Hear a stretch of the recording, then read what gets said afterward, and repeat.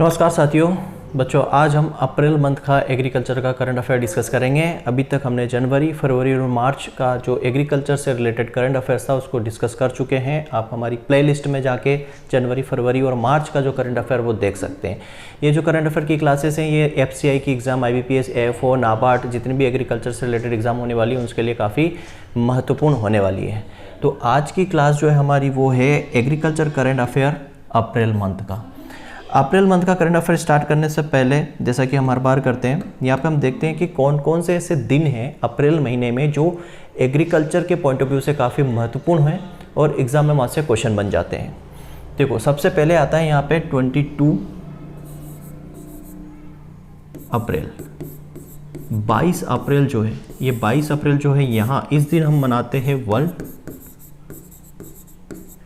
अर्थ day. क्या celebrate करते हैं? वर्ल्ड अर्थ डे, विश्व पृथ्वी दिवस हम 22 अप्रैल को सेलिब्रेट करते हैं। ये महत्वपूर्ण है। दूसरी बात, यहाँ पे हम 24 अप्रैल को सेलिब्रेट करते हैं क्या? नेशनल पंचायती राज डे। क्या सेलिब्रेट करते हैं? नेशनल पंचायती राज दिवस। नेशनल पंचायती राज दिवस हम 24 अप्रैल को सेलिब्रेट करते हैं। पंचायती राज दिवस की जो शुरुआत है ये हमारे प्रधानमंत्री डॉक्टर मनमोहन सिंह ने 2010 में इसको शुरू किया था कि 24 अप्रैल को हम नेशनल पंचायती राज दिवस के रूप में मनाएंगे, और पंचायती राज दिवस 1993 में लागू हुआ था। ठीक है, पंचायती राज कब लागू हुआ था? 1993 लागू हुआ था। एक और है वर्ल्ड वेटनरी डे, लेकिन याद रखना इसको हम last Saturday of April, last Saturday of April को हम क्या मनाते हैं? World veterinary day. ठीक है, लास्ट सैटरडे और अप्रैल। तो 2021 की बात करें तो लास्ट सैटरडे कब पड़ रहा है? 24 अप्रैल को पड़ रहा है। तो इस साल जो है 2021 को हम वर्ल्ड वेटनरी डे कब मनाएंगे? 24 अप्रैल के दिन ही, जिस दिन नेशनल पंचायती राज दिवस है। तो मना चुके हैं, निकल चुका है अप्रैल। ठीक है, तो ये महत्वपूर्ण दिवस है, ये हमें याद रखना है। अब शुरू करते हैं हमारा करंट अफेयर्स। तो जो हमारे यूनियन मिनिस्टर हैं, यूनियन एग्रीकल्चर मिनिस्टर हैं श्री नरेंद्र सिंह जी तोमर साहब, उन्होंने एक मधु क्रांति पोर्टल लॉन्च किया है। मधु क्रांति पोर्टल और एक नाफाड का है हनी कॉर्नर, ये लॉन्च किया है। ठीक है, तो यहाँ से ये महत्वपूर्ण क्वेश्चंस बन सकते हैं कि मधु क्रांति पोर्टल और हनी कॉर्नर्स ये जो है लॉन्च हुए हैं।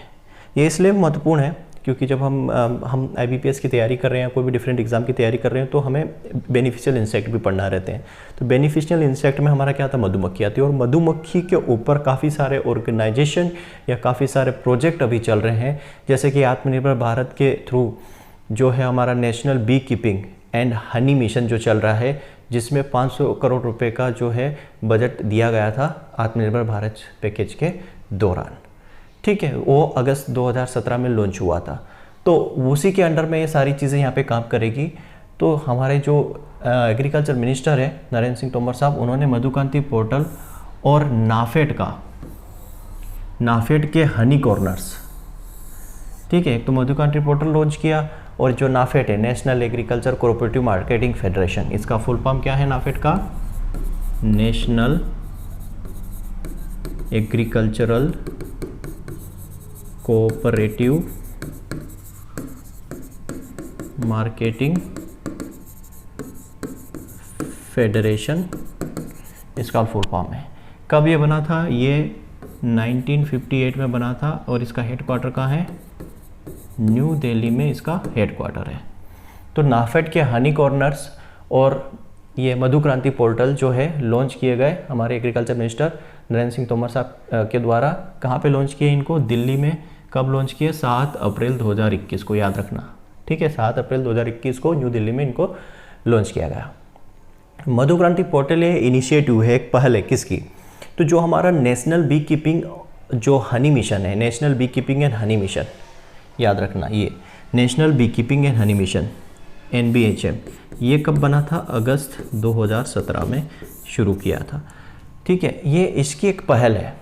इसके अंडर में जो हमारा क्या आता है? National bee board, ministry of agriculture and farmers welfare, इनके द्वारा ये शुरू किया गया।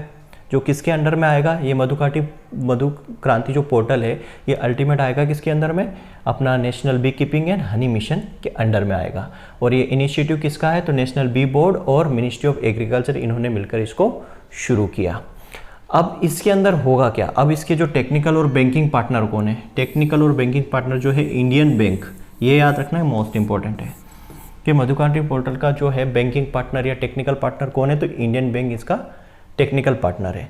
इस इंडियन बैंक और नेशनल बी बोर्ड के बीच में एमओयू शान हुआ, समझौता हुआ, नेशनल बी बोर्ड और इंडियन बैंक के बीच में क्या हुआ, समझौता हुआ इस प्रोजेक्ट को लेके। इस प्रोजेक्ट के लिए इन दोनों के बीच में समझौता भी हुआ है या समझौते पे हस्ताक्षर हुआ। अब यहाँ पे जो हमारे एफपीओ है, फार्मर्स प्रोड्यूसर ऑर्गेनाइजेशन, जो एक वॉलंटियर ऑर्गेनाइजेशन होता है, इसके मेंबर जो होते हैं वो फार्मर्स होते हैं, जैसा कि मैं पहले भी बता चुका हूँ। इनको मार्केटिंग सपोर्ट देने के लिए, ठीक है, इनको मार्केटिंग सपोर्ट देने के लिए नाफेड क्या करेगा, 14 से 15 हनी कॉर्नर्स डेवलप करेगा। नाफेड क्या करेगा, 14 से 15 हनी कॉर्नर डेवलप्स करेगा। कहाँ डेवलप्स करेगा, तो जो इनके नाफेड के जो बाज़ार हैं, नाफेड के जो बाज़ार कहाँ पे चल रहे हैं, आश्रम, new Moti Bagh, east of Kailash, Panchkula और मैसूरी, इन देयर रिटेल स्टोर। तो जो नाफेड के जो 5 बड़े रिटेल स्टोर है, वहाँ पे प्रत्येक रिटेल स्टोर में ये 14 से 15 हनी कॉर्नर्स को डेवलप करेंगे एफपीओ को मार्केटिंग सपोर्ट्स देने के लिए। मोर हनी कॉर्नर्स मतलब इसका टारगेट है कि जो नाफेड की जो 200 स्टोर्स है, रिटेल स्टोर्स हैं, आगे जाके उनमें भी हनी कॉर्नर्स को डेवलप किया जाएगा। मतलब और हनी कॉर्नर्स जो है यहाँ पे नाफेड जो है most of the upcoming major 200 NAFED store to promote the market support of honey and beehive products. जो हनी के और भी प्रोडक्ट्स हैं और हनी को आगे प्रोडक्शन को बढ़ावा देने के लिए, उसको प्रमोट करने के लिए, उसके मार्केटिंग सप्लाईज को प्रमोट करने के लिए जो नाफेड के 200 स्टोर्स हैं, इसमें और हनी कॉर्नर्स आगे खोले जा सकते हैं। Online marketing options will be explore to provide the platform marketing and promotion of honey supplier by the FPO. तो जो एफपीओ के द्वारा जो शहद का जो सप्लाई किया जाएगा, उसके लिए जो ये नाफेड है ये क्या करेगा, ऑनलाइन मार्केट भी प्रोवाइड करवाएगा। क्लियर है, तो ये ऑल अबाउट दी मधु क्रांति पोर्टल। और भी इसमें चीज़ है कि importance of beekeeping. Beekeeping मतलब वही मधुमक्खी पालन को ध्यान में रखते हुए एक new central sector scheme national beekeeping and honey mission, ये जो है नेशनल बी कीपिंग और हनी मिशन में बता चुका हूँ, अगस्त 2017 में लॉन्च हुई थी। ये इसको आत्मनिर्भर भारत बजट के अंदर इसको 500 करोड़ रुपए का असिस्टेंस दिया गया था। 500 करोड़ रुपए क्या इसको अलॉट किए गए थे आत्मनिर्भर भारत बजट के अंदर। किसके लिए, उसके ओवरऑल प्रमोशन के लिए, development of scientific beekeeping, goal of sweet revolution. ठीक है, स्वीट रेवोल्यूशन किससे संबंधित है, यह क्वेश्चन डायरेक्ट आता है कि स्वीट रेवोल्यूशन किससे संबंधित है, तो याद रखना हनी से संबंधित है स्वीट रेवोल्यूशन। अब स्वीट रेवोल्यूशंस के गोल को फुलफिल करने के लिए, अचीव करने के लिए हमारा जो हनी का जो हमारा मिशन है, national beekeeping and honey mission है, उसको प्रमोट करने के लिए, डेवलप करने के लिए आत्मनिर्भर भारत के अंदर इस मिशन को 500 करोड़ रुपए अलॉट किए गए थे। ये याद रखना, क्वेश्चंस भी बनता है यहाँ से। ठीक है, world class state of art Honey testing lab, याद रखना ये भी क्वेश्चन बनता है कि एक वर्ल्ड क्लास जो है Honey testing lab NDDB national dairy development board 1965 में ये बना, कहाँ पर है, आनंद गुजरात में है। वहाँ पर सेटअप की गई, किसके अंडर में, national beekeeping and honey mission के अंडर में। एक world class honey testing laboratory NDDB national dairy development board जो आनंद गुजरात में है, 1965 में इसको इस्टेब्लिश किया गया था। वहाँ गुजरात के अंदर ये सेटअप की गई है लैब, जो किसके अंडर में है, national beekeeping and honey mission के अंदर में। इसका जो इनॉग्रेशन है, इस लैब का इनॉग्रेशन ऑलरेडी कब हो चुका है, 24 जुलाई 2020 को इसका इनॉग्रेशन किया जा चुका है, वही हमारे एग्रीकल्चर मिनिस्टर नरेंद्र सिंह तोमर साहब के द्वारा। ठीक है, कभी क्वेश्चन आ जाए कि इस लैब का इनॉग्रेशन कब हुआ, तो 24 जुलाई 2020 को। स्टैंडर्ड ऑफ हनी और B wax and royal jelly, इसको नोटिफाई कौन करता है, फसाई नोटिफाई करता है। इसकी जो स्टैंडर्ड है, इसके हनी के जो स्टैंडर्ड मतलब कि जो मानक होते हैं, इसका इवोल्यूशन होता है, जो प्रोडक्ट्स होते हैं, इसके रॉयल जेली होते हैं, ये किसके कौन नोटिफाई करता है, फसाई नोटिफाई करता है। फसाई मतलब क्या हो गया, food security and standard authority of India. ये अगस्त 2011 में बना था, किसके अंडर में, food security and standard act 2006 के द्वारा इसको बनाया गया था, फसाई को, food security and standard authority of India. अब इसके लिए कुल जो और प्रोजेक्ट चलाए गए टोटल कितने हैं, 45 प्रोजेक्ट इसके लिए चलाए गए हैं और उसके लिए कम से 88 करोड़ रुपए का फंड अप्रूव किया गया है। किसके अंदर, national beekeeping and honey mission के। क्लियर है, तो ये काफ़ी ज़्यादा था इसके अंदर बी कीपिंग के अंदर, मतलब मधु क्रांति पोर्टल के अंदर, तो वहाँ से क्वेश्चन बनने के चांसेस बनते हैं। थोड़ा सा मैं आपको यहाँ पे बता देता हूँ कि हमारा IBPS AFO का कंप्लीट मेंस का जो कोर्स चल रहा है, उस कोर्स वो जो एक प्रोग्रेसिव कोर्स है, मतलब हम डेली बेसिस पे उसके अंदर कंटेंट अपलोड करते हैं, वीडियो लेक्चर अपलोड करते हैं, टेस्ट सीरीज अपलोड करते हैं। ठीक है, अब इस कोर्स के अंदर आपको जो PDF मिलेगी, जो PDF हम देते हैं वो 150 प्लस PDF और भी ज़्यादा भी हो सकती है, वो PDF आप डाउनलोड कर सकते हैं, डाउनलोड करवा के उसको प्रिंट कर सकते हैं, ये ऑप्शन हम दे रहे हैं। ठीक है, आप लैपटॉप पे भी देख सकते हैं, डेस्कटॉप पर भी देख सकते हैं। ठीक है, पहले ये ऑप्शंस नहीं दे रहे थे हम, हमारे पास ऑप्शंस नहीं था, लेकिन अब है। 100 प्लस वीडियो लेक्चर वो भी आप डाउनलोड करके देख सकते हैं, ऑफलाइन देख सकते हैं। 80 प्लस आपको हम टेस्ट सीरीज़ देंगे। ठीक है, कुछ टेस्ट ऑलरेडी ऐड है और सारे हम 80 के 80 टेस्ट हम आपको ऐड करके देंगे। करंट अफेयर्स, जैसे कि क्लास में ले ही रहा हूँ करंट अफेयर्स की 12,000 प्लस वन लाइनर, ये आपको लास्ट मिनट मिलेंगे। लास्ट मिनट मतलब लास्ट टाइम पे तैयारी के लिए, एग्ज़ाम के 15 से 20 दिन पहले, 1 महीने पहले। ठीक है, 10 ईयर्स के क्वेश्चन पेपर 2012 से लेकर 2021 तक, ये भी आपको इस कोर्स के अंदर मिलेंगे और प्लस इसका सॉल्यूशन तो मैं यूट्यूब पे दे रहा हूँ। इस कोर्स की प्राइस मात्र 499 रुपये अभी हमने रखी है। एक्चुअल में इसकी प्राइस ऑलमोस्ट 1200 के समथिंग है, 1299 के समथिंग है, बट अभी फ़िलहाल 31 जुलाई तक ये जो कोर्स है सिर्फ 500 रुपये में आपको मिलेगा और ये सारे फीचर्स मिलेंगे। क्लियर है, तो जो भी लेना चाहे वो ले सकते हैं। 500 रुपये में आपको कोई notes, video lecture, test series 500 रुपये में आपको सिर्फ टेस्ट सीरीज़ ही मिल रही होगी। लोग आपको 80 प्लस टेस्ट सिर्फ 500 रुपये में दे रहे हैं, 500 रुपये में सारी चीज़ दे रहा हूँ।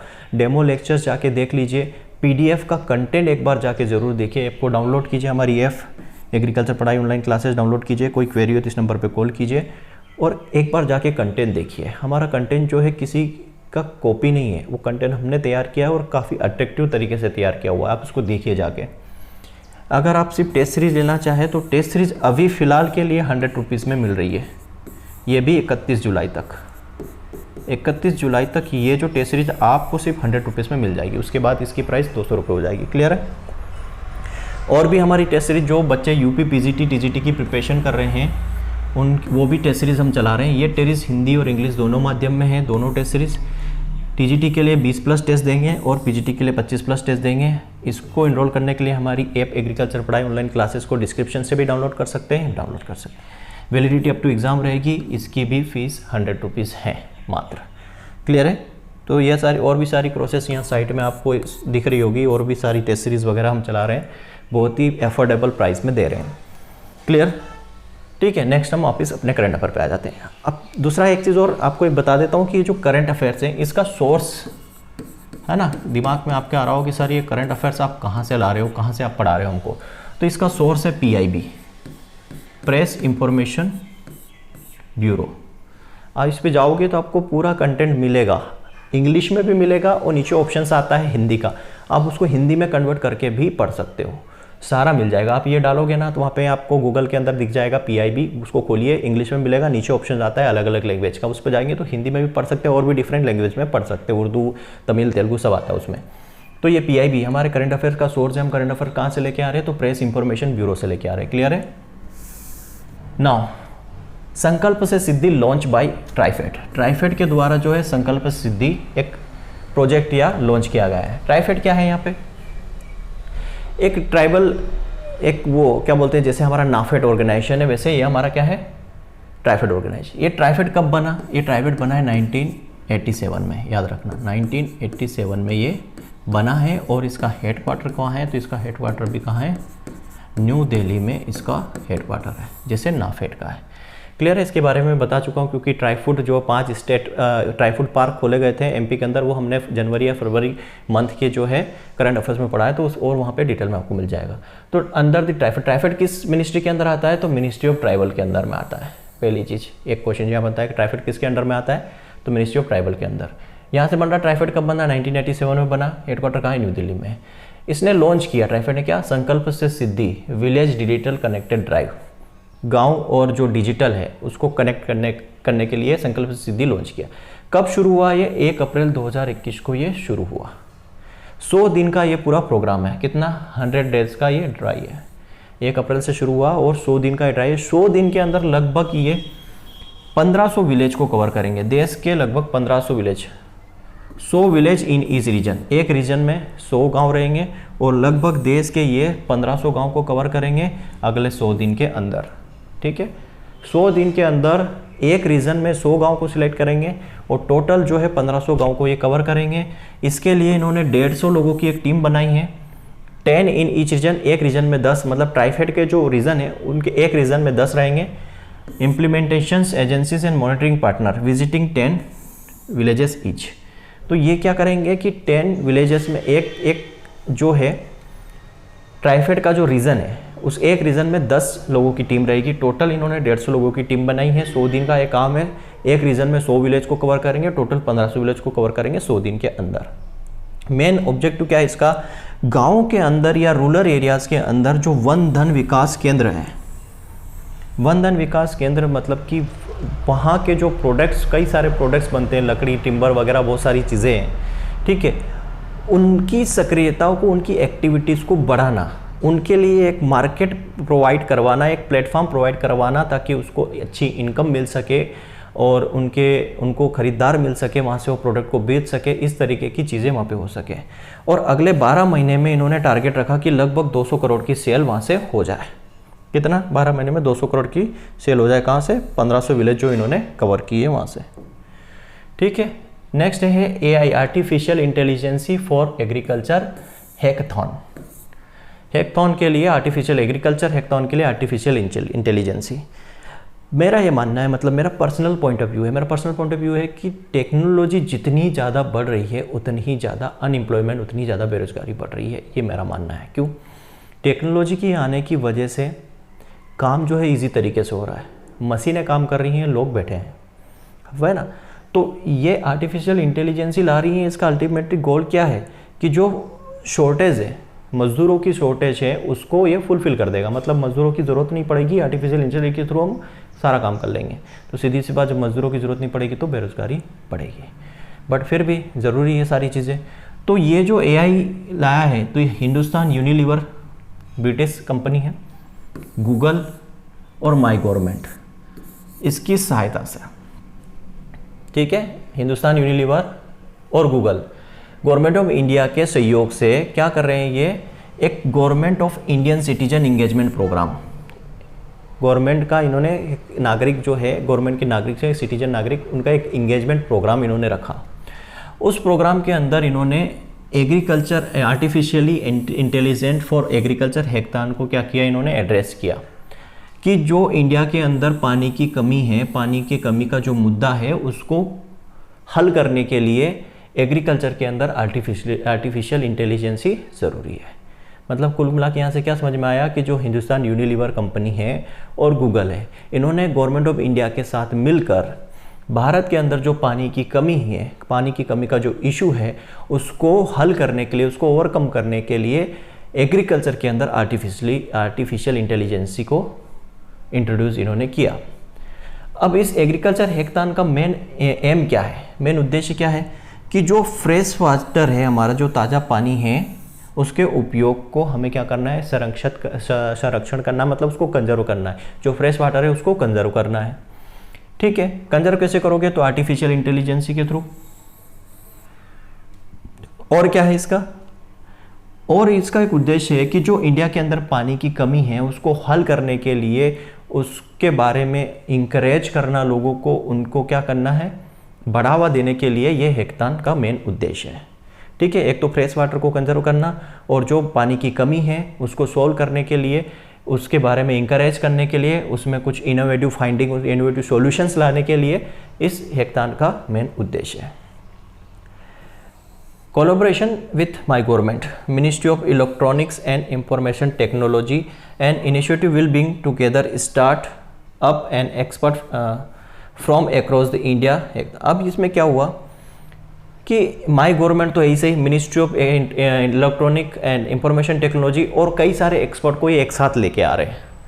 एक साथ इन कई सारे एक्सपर्ट जो हैं उनका कोलैबोरेशन कर रहे हैं। माई गवर्नमेंट ऑफ इंडिया हो गई, ministry of electronics and information हो गई, और सारे दुनिया भारत के अंदर जितने भी एक्सपर्ट हैं उनको सब एक प्लेटफॉर्म पे लेके आ रहे हैं, लेके आए हैं। ये हो चुका है 7 से 9 अप्रैल 2021 को।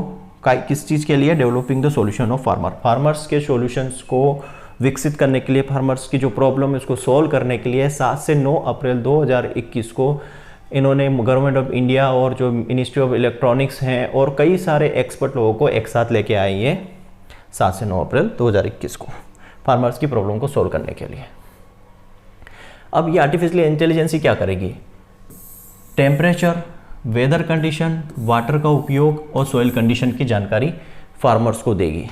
ठीक है, इसका जो AI सेंसर है वो क्या करेगा? खरपतवार, जो टारगेट खरपतवार है उसको डिटेक्ट करने का काम करेगा। अब खरपतवार का भी पता लगाएगा। ठीक है, ये क्या करेगा? हर्बिसाइड का जो ओवर एप्लीकेशन है, हम अगर हर्बिसाइड का ज़्यादा उपयोग कर रहे हैं तो उसको रोकेगा। और जो फूड के अंदर टॉक्सिसिटी लेवल है, जो विषैलापन है, उसको भी ये रोकेगा। AI technology shall be use detecting the disease, plant के अंदर जो डिजीज है उसका भी पता लगाएगा। It is a very few people to entering the farmer profession, बहुत ही कम लोग जो है जो फार्मर प्रोफेशन के अंदर इन्वॉल्व हैं। ठीक है, तो आर्टिफिशियल इंटेलिजेंस क्या करेगी? जो शॉर्टेज है एग्रीकल्चर के अंदर, लोगों की शॉर्टेज है, मजदूरों की शॉर्टेज है, उसको ओवरकम करेगी, उसको कम करने का काम करेगी। तो सीधी सी बात, अब देखो ये मशीनें सारा काम करेगी, टेम्परेचर ये क्या सब पता लगाना, खरपतवार का पता लगाना, डिजीज का पता लगाना, ये सब मशीनें काम कर लेगी। तो वो फार्मर्स को या जो लेबर से उसको खेत पे जाने की ज़रूरत ही नहीं पड़ेगी, सब कुछ काम ऐसे ही होगा। तो और अल्टीमेटली बेरोजगारी बढ़नी है। ठीक है, बट हमें पढ़ना है, हमें एग्ज़ाम क्रैक करना है, तो हमें ये सारी चीज़ें पढ़नी है।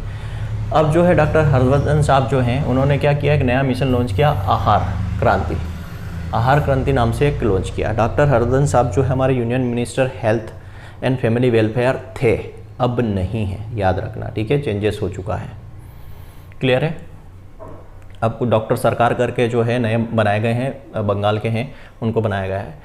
तो गवर्नमेंट ने क्या लॉन्च किया? आहार क्रांति एक मिशन जो है लॉन्च किया। कब? 13 अप्रैल 2021 को। किस चीज़ के लिए? कि जो पोषक तत्व है, जो पोषक है, न्यूट्रिशन है, उसमें अवेयरनेस लाने के लिए, अवेयरनेस फैलाने के लिए, अवेयरनेस बढ़ाने के लिए। ठीक है, तो आहार क्रांति जो मिशन है उसका मेन उद्देश्य क्या है? कि जो पोषक है, जो पोषण है, जो न्यूट्रिशन है, उसके प्रति अवेयरनेस लोगों के अंदर लाने के लिए 13 अप्रैल 2021 को लॉन्च किया गया था। मोटो क्या था उसका? उत्तम आहार उत्तम विचार। अगर उत्तम आहार है, भोजन अच्छा होगा तो विचार भी अच्छे होंगे, ऐसा ये गोल इनका मोटो रखा, थीम रखा। आहार क्रांति जो इनिशिएटिव है ये क्या फोकस करता है? कि जो भुखमरी है देश में, दुनिया में, या जो बीमारियां फैली हुई है देश और दुनिया में, ठीक है, अक्रॉस दी कंट्री और वर्ल्ड के अंदर, उसको फोकस कर रहा है। ये जो आहार क्रांति जो मिशन है किसको फोकस कर रहा है? कि जो भारत के अंदर या दुनिया के अंदर जो बीमारियां फैली हुई है पोषक तत्व की कमी से, जो न्यूट्रिशन की कमी से, या फिर जो भुखमरी जो बहुत ज़्यादा है, उसको फोकस करके ये आहार क्रांति मिशन जो चलाया गया है। इस मिशन को शुरू करने के लिए 2 ऑर्गेनाइजेशन साथ में आए थे, विज्ञान भारती और global Indian scientist and technology forum have come together to launch this mission. तो याद रखना कौन से 2 ऑर्गेनाइजेशन साथ में आए थे? तो विज्ञान भारती, जिसको विभा बोलते हैं, और global Indian scientist and technology forum, इन्होंने साथ में मिलकर इस प्रोजेक्ट को लॉन्च किया। अब ये क्या था इसके अंदर? कि जो richness and valuable of Indian traditional diet, miracle of local fruits and vegetable. तो कुल मिला के ये इस इनिशिएटिव का मेन फोकस क्या था?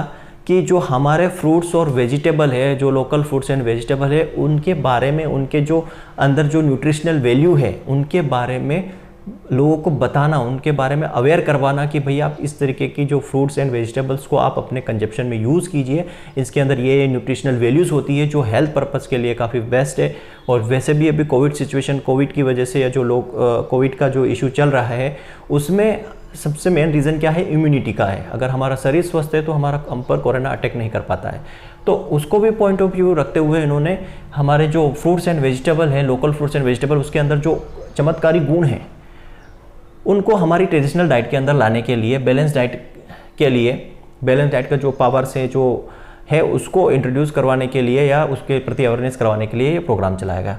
और ऑर्गेनाइजेशन इसके साथ आए, और ऑर्गेनाइजेशन मतलब ये जो है तेज़ी से आगे बढ़ रहा है, तेज़ी से आगे बढ़ रहा है, तो और ऑर्गेनाइजेशन जो इसके साथ इन्वॉल्व हो रहे हैं। तो union minister science and technology, council of scientific industrial, या CSRI इसके साथ आया। प्रसार भारतीय एकेडमी एंड साइंटिफिक संपर्क, ये इसके साथ कोलोब्रेशन किया। Various central and state government ministers and agencies are involve, कई सारे central government minister and state minister भी इसमें इन्वॉल्व हो रहे हैं। कई और ऑर्गेनाइजेशन इसके साथ आएंगे, पाइपलाइन में है। क्यों? क्योंकि ये मिशन जो है आगे प्रोग्रेस कर रहा है, आगे बढ़ रहा है। नाउ द श्री पीयूष गोयल साहब इनोग्रेट किया इन्होंने ई-संता। ई-संता एक इलेक्ट्रॉनिक मार्केट प्लेस है। किसके लिए इन्होंने किया? कि जो एक्वाकल्चर फार्मर है और जो बायर है। देखो प्रॉब्लम्स क्या आती है कि फार्मर जो है प्रोडक्शन अच्छा खासा कर लेता है, बट उसको बायर्स नहीं मिलते, उसको खरीदने वाला नहीं मिलता, उसको उसके प्रोडक्ट को खरीदने वाला नहीं मिलता। तो बीच में क्या आता है? मिडिल मैन आता है, बिचौलिया आता है ना। वो बिचौलिया जो है बायर से कॉन्टेक्ट करवाता है और बीच में कमीशन खाता है। तो इन्होंने जो ई-संता जो है वेब पोर्टल बोल सकते हैं, इन्होंने एक प्लेटफॉर्म डेवलप किया जो एक्वा फार्मर्स और जो उसको खरीदने वाले कंज्यूमर है बायर्स को, दोनों को एक ही प्लेटफॉर्म पे ले आता है। मतलब ये जो ई-संता है वो मिडिल मैन का काम करेगा। यहाँ पे बिचौलिया का काम खत्म हो गया, मिडिल मैन का काम खत्म हो गया है। इस प्लेटफॉर्म के थ्रू जो एक्वा फार्मर्स है वो अपने प्रोडक्ट्स को बेच सकते हैं डायरेक्टली कंज्यूमर्स को। ठीक है, तो पीयूष गोयल साहब ने 13 अप्रैल 2021 को ई-संता का इनॉग्रेशन किया, जो एक क्या है? इलेक्ट्रॉनिक मार्केट प्लेस है जो कनेक्ट करता है फार्मर्स और बायर्स को। ई-संता टर्म्स एक वेब पोर्टल्स के लिए दिया गया है। क्या होता है इसका मतलब? Electronic solution of agreements. NSCS का मतलब क्या होता है? NSCS का मतलब होता है national centre for sustainable aqua farmers trade in aquaculture, याद रखना। ई-संता का फुल फॉर्म क्या है? Electronic solution for augmenting. फिर यहाँ पे एन का मतलब निकलता है, फिर से यहाँ पे फुल फॉर्म निकल रहा है। यहाँ इसका मतलब है नेशनल, एन का मतलब national centre for sustainable aquaculture, farmers trade in aquaculture. Aquaculture का मतलब क्या होता है? पानी में रहने वाले जो जीव जंतु है उनकी स्टडी करना, उनका जब हम पालन करते हैं, जैसे मान लो फिशरी पालन हम करते हैं, प्रॉन पालन, झींगा पालन हम करते हैं, क्रैब्स का पालन हम करते हैं, ये सारे किसके अंदर? एक्वाकल्चर के अंदर आते हैं। ठीक है, पीयूष गोयल साहब का कहना है कि ई-संता से क्या होगा? जो एक्वा फार्मर्स है उनकी इनकम बढ़ेगी, उनकी लाइफस्टाइल बढ़ेगी, वो आत्मनिर्भर होंगे, क्वालिटी लेवल्स बढ़ेगा, ट्रेसेबिलिटी बढ़ेगी और उनको न्यू ऑप्शंस मिलेंगे एक्वा फार्मर्स को। ठीक है, अब ये जो उनकी इनकम राइज होगी किसकी वजह से होगी? एक तो रिस्क रिड्यूस हो जाएगी। अब भाई वो प्रोडक्शन ला रहे हैं तो क्या होगा? उनके लिए बायर मिल जाएंगे, प्रोडक्ट्स और मार्केट का अवेयरनेस उसके अंदर आ जाएगा, इनकम इंक्रीज होगी, जो गलत इंफॉर्मेशन है, गलत प्रैक्टिस है, उसको प्रोटेक्ट करने का काम करेगा, ईज ऑफ प्रोसेसेस का काम करेगा। तो ई-संता जो कम्प्लीटली क्या है? पेपरलेस और end to end electronic trade platform है फार्मर्स और एक्वाकल्चर के बीच, फार्मर्स और एक्सपोर्टर के बीच में। क्लियर है? फिर आते हैं नरेंद्र सिंह तोमर साहब, जो यूनियन मिनिस्टर एग्रीकल्चर, इन्होंने नेशनल नर्सरी पोर्टल लॉन्च किया। नेशनल नर्सरी पोर्टल लॉन्च किया गया किसके द्वारा? Union agriculture minister Narendra Singh Tomar साहब के द्वारा। ठीक है, was developed by the National Horticulture Mission for the connecting nursery operations and consumer। अब ये जो पोर्टल लॉन्च इन्होंने किया है national nursery portal, which was developed by the national horticulture board for connecting nursery operators and consumer. अब जो nursery operator है, जो नर्सरी ऑपरेटर जो नर्सरी को ऑपरेट करते हैं, जहाँ पे पेड़ पौधे जो भी है नर्सरी के अंदर वो बेचते हैं कंज्यूमर को, उनको कनेक्ट करने के लिए नेशनल हॉर्टिकल्चर जो बोर्ड है ना, इनको कनेक्ट करने के लिए प्लेटफॉर्म बनाया गया कि नेशनल हॉर्टिकल्चर बोर्ड जो है, जिसके अंदर जो हमारे नर्सरी ऑपरेटर्स हैं और जो कंज्यूमर्स हैं, इनको कनेक्ट किया है नेशनल नर्सरी पोर्टल के थ्रू। वहाँ से वो डायरेक्ट, जैसे अभी मैंने बताया एक्वाकल्चर वाला कि एक्वाकल्चर के जो फार्मर है उनको कंज्यूमर से कनेक्ट किया ई-संता पोर्टल से, वैसे यहाँ पे जो नर्सरी के जो ऑपरेटर्स है और नर्सरी के जो खरीदने वाले हैं, इनके बीच में एक पोर्टल यहाँ पे डेवलप किया गया है। ठीक है, कुछ है नहीं इसके अंदर। ये पोर्टल क्या कर रहा है? कंज्यूमर कैन गेट इन्फॉर्मेशन, वहाँ से इनको नर्सरी के बारे में और उसकी प्राइस के बारे में, क्वालिटी ऑफ प्लांटेशन के बारे में, सबके बारे में इंफॉर्मेशन मिलेगी। और जो नर्सरी ऑपरेटर्स है उनको प्रोडक्ट्स की डिमांड्स के बारे में वहाँ पे पता चलेगा, वहाँ पे वो एनालाइज कर सकते हैं प्रोडक्ट की डिमांड इस पोर्टल के थ्रू। नेशनल पंचायती राज, नेशनल पंचायत बता चुका हूँ 24 अप्रैल को मनाते हैं। कब से मनाना शुरू किया है, तो इसको डिक्लेयर किया था हमारे मनमोहन साहब जो प्रधानमंत्री रहे हैं, 24 अप्रैल 2010 को इन्होंने नेशनल डे ऑफ पंचायती राज घोषित किया था। 24 अप्रैल 2010 को किसने? डॉक्टर मनमोहन सिंह साहब ने। हम 24 अप्रैल को पंचायती राज सिस्टम मनाते हैं, तो इंडिया के अंदर ये कब पंचायती राज लागू हुआ था? 24 अप्रैल 1993 को लागू हुआ था, इसीलिए 24 अप्रैल को ही हम नेशनल पंचायती राज दिवस मनाते हैं। प्राइम मिनिस्टर नरेंद्र मोदी ने स्वामित्व स्कीम लॉन्च की थी, कब? पंचायती राज दिवस के दिन ही 2020 में। उसके अंदर इन्होंने 74,000 पंचायत ने क्या किया था? पार्टिसिपेट किया था 2021 में, जो 2020 से कहीं ज़्यादा है। और टोटल लगभग पंचायतें कितनी है? लगभग 2.6 लाख पंचायत से ज़्यादा हमारे भारत के अंदर 2.6 लाख पंचायत से भी ज़्यादा हमारे भारत में पंचायत है।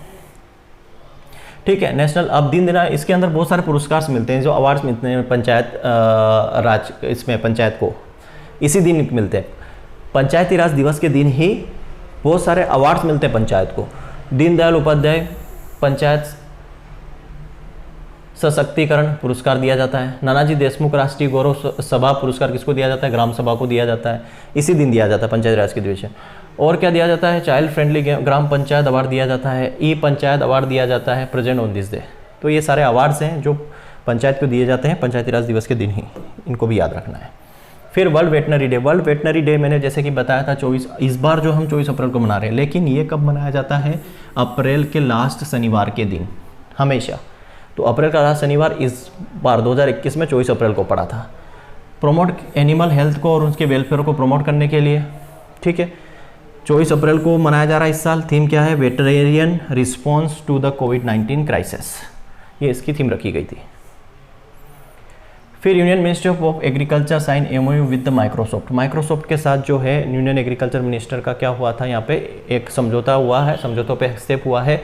वो क्या था कि एक पायलट प्रोजेक्ट चलाएंगे, उसमें 100 गाँव 10 मतलब 6 राज्य के 10 जिलों के 100 गाँवों को, याद रखना, 6 राज्य के 10 जिलों के 100 गाँव को सिलेक्ट करेंगे ये पायलट प्रोजेक्ट के लिए। पायलट प्रोजेक्ट मतलब वहाँ पे स्मार्ट सारी चीज़ें डेवलप होगी, एक वेल तरीके से एग्रीकल्चर वहाँ पे होगा, पोस्ट हार्वेस्ट मैनेजमेंट की सुविधाएं उनको प्रोवाइड करवाई जाएगी, कुछ सीड वगैरह के सबके डिस्ट्रीब्यूशन वहाँ पे होंगे। तो वो स्टेट कौन से? 6, उत्तर प्रदेश है, मध्य प्रदेश है, गुजरात है, हरियाणा है, राजस्थान, आंध्र प्रदेश है। क्या है वहाँ के फार्मर्स के अंदर क्या करना? इंटरफेस डेवलप करना। वहाँ के फार्मर्स के अंदर क्या डेवलप करना? इंटरफेस डेवलप करना। किसके लिए? स्मार्ट और वेल ऑर्गेनाइज एग्रीकल्चर के लिए, पोस्ट हार्वेस्ट मैनेजमेंट के लिए और डिस्ट्रीब्यूशन के लिए। मतलब एग्रीकल्चर मिनिस्टर का समझौता किसके साथ हुआ? माइक्रोसॉफ्ट के साथ हुआ कि जो 6 राज्य के 10 जिलों के जो 100 गांव हैं उनको स्मार्ट बनाना, वहाँ के जो फार्मर के अंदर क्या डेवलप करना? एक इंटरफेस डेवलप करना, ताकि वो स्मार्ट फार्मिंग कर सके, पोस्ट हार्वेस्ट मैनेजमेंट कर सके, बेटर तरीके से डिस्ट्रीब्यूशन कर सके। और ये किसके थ्रू कर रहा है माइक्रोसॉफ्ट? वो उसके अपना पार्टनर है, क्रॉप डाटा पार्टनर, उसके साथ मिलकर ये काम कर रहा है। फिर हम बात करते हैं Punjab nutrient rich crop and vegetable variety can cater to nutritional need of the country. Punjab, हम जानते हैं कि पंजाब जो है हमारे देश के अन्न के ऊपर, अनाज के ऊपर बहुत बड़ा कंट्रीब्यूशन पंजाब का ही है, क्योंकि व्हीट की प्रोडक्टिविटी सबसे ज़्यादा है, राइस की प्रोडक्टिविटी सबसे ज़्यादा है। छोटा राज्य है लेकिन सबसे ज़्यादा प्रोडक्टिविटी वहीं से आती है। अगर राज्य का एरिया ज़्यादा बड़ा होता तो हो सकता है प्रोडक्शन भी वहीं से होता। कम एरिया में ज़्यादा प्रोडक्शन डेवलप करता है। 100% इरीगेशन पंजाब में होता है लगभग। तो ये एक बुके की तरह काम करता है, किसके लिए? इम्प्रूव्ड क्रॉप और वेजिटेबल वेराइटी, जो क्या होती है? न्यूट्रिएंट्स में रिच होती है, ठीक है। वो वैल्यूएबल कंट्रीब्यूशंस बनाती है nutritional requirement of Indian populations. हमारी भारत की आबादी को जो एक पोषण चाहिए, एक न्यूट्रिशनल चाहिए, उसके लिए जो वेजिटेबल्स देती है, रिच वेजिटेबल्स की जो वैरायटी है जिसके अंदर बहुत ज़्यादा न्यूट्रिएंट्स हैं, इम्प्रूव्ड क्रॉप वैरायटी है, ठीक है। अब उसके लिए बात करते हैं PAU-1 चपाती। PAU-1 पंजाब एग्रीकल्चर यूनिवर्सिटी 1 चपाती, जिसके अंदर क्या है? लो पॉलीफिनॉल्स हैं, आउटस्टैंडिंग प्रोसेसिंग क्वालिटी उसके अंदर, जिसको कॉमर्शलाइजेशन के लिए शॉर्ट लिस्टेड किया गया है।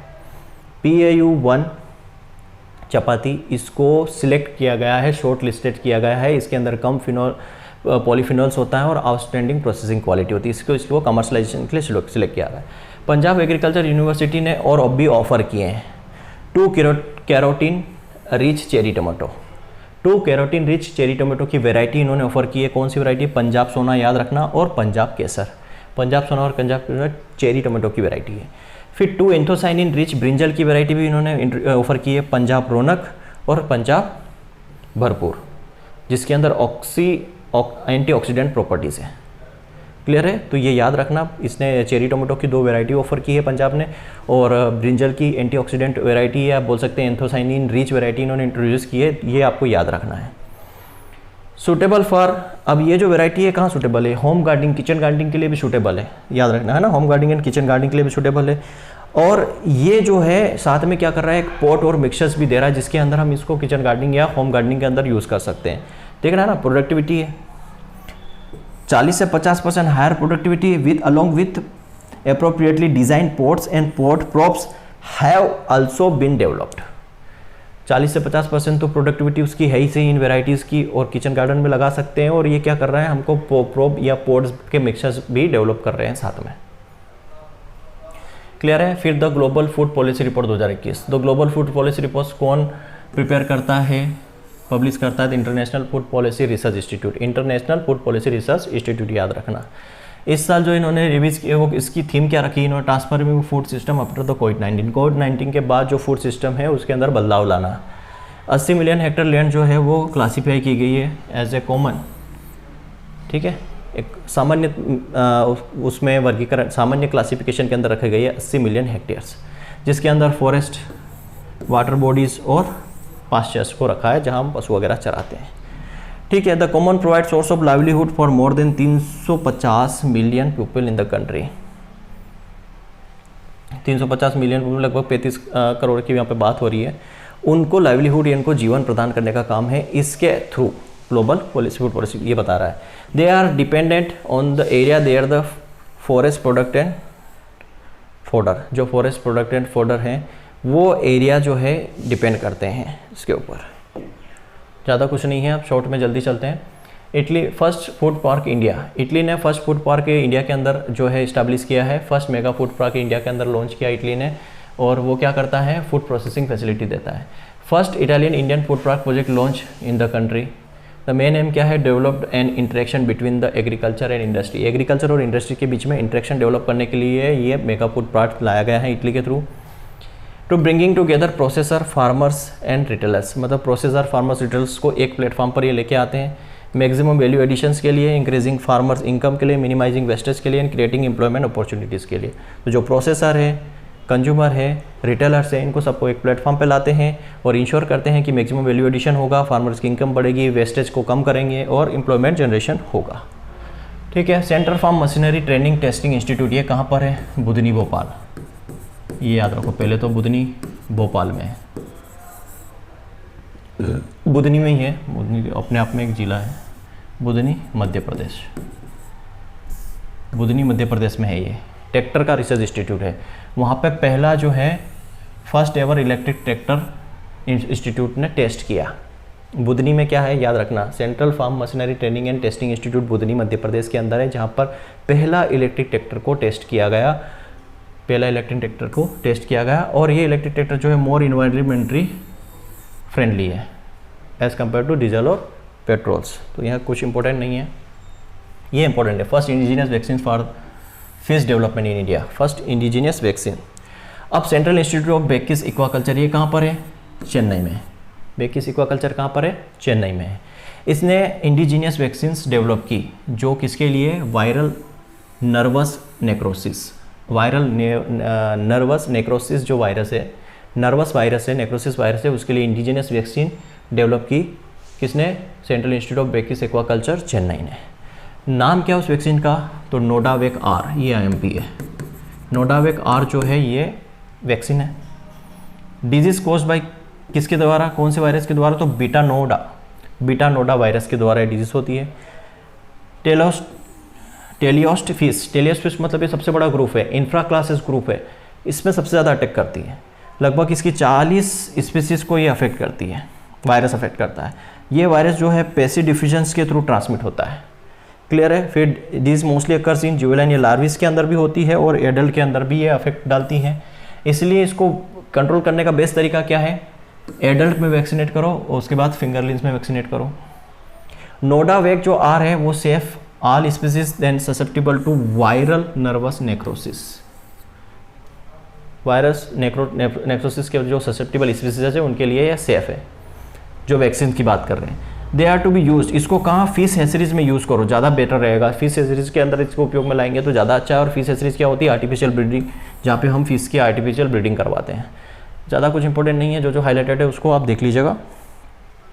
फिर national conference on agriculture for kharif campaign, kharif campaign के लिए नेशनल कॉन्फ्रेंस की गई थी। इसके अंदर इन्होंने कब की गई थी? 30 अप्रैल 2021 को। टारगेट इन्होंने रखा है कि 307 मिलियन टन जो है फूड ग्रेन का प्रोडक्शन और 2021-22 के लिए, ये याद रखना है।